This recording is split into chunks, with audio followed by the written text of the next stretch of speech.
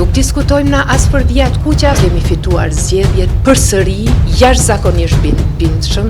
Nuk diskutojmë na as për vijat kuqa, as për koalicione të cilat do t'i shohim pasi të kemi marrë rezultatin përfundimtar të certifikuar me qëllim që ta dim cili është mesazhi i qytetarëve.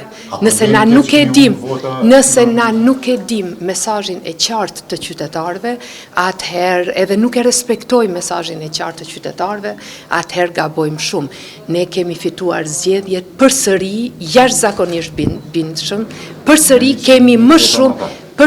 kemi më shumë vota se të gjitha partitë shqiptare të tjera së bashku, prandaj nuk shoh asnjë arsye, është e vërtet pjesëmarrja në zgjedhje ka qenë më e vogël.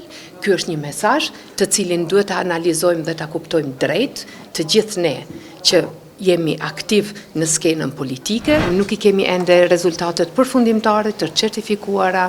Kur t'i kemi rezultatet e certifikuara, do të shohim se cilat janë mundësitë që na ofrohen.